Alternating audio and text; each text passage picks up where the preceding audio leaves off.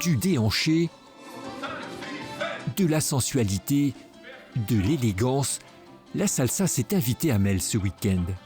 Une danse tout public où il suffit d'apprendre quelques rudiments. Droite et on tourne à gauche. On tourne à gauche.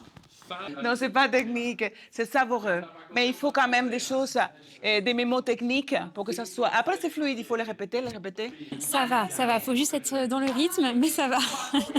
Pour assurer les cours, les organisateurs ont fait appel à 2 professionnels de la salsa. Je veux repasser en salsa. Je redescends. D'accord? On essaye. C'est une marche qu'on accompagne avec le corps. Voilà, nos corps sont des instruments et on essaye d'accompagner une musique. Mais ça reste des choses simples, hein. Oui, c'est pour ça qu'autant de gens le dansent.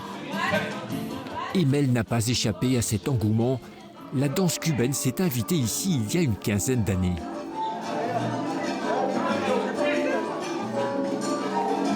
On faisait de la salsa, Hervé et moi, en dehors, on allait à des stages, et puis on s'est dit qu'il y avait peut-être une envie aussi sur Mel.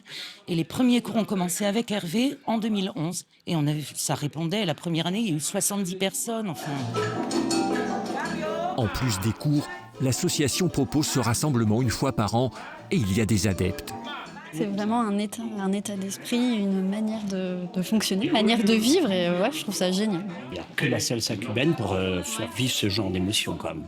D'abord, on va faire 1, 2, 3, 4. Pour Aniurka, la professeure qui partage sa vie entre Paris et Cuba, la salsa possède tous les atouts pour séduire. Les côtés travail du corps sans chercher la perfection, quoi. Parce que ça tolère l'imperfection. L'homme est homme, la fille est fille. Et on est dans une danse sociale, de société populaire. En fin de stage, les 60 participants vont profiter d'un orchestre professionnel pour voir les progrès accomplis.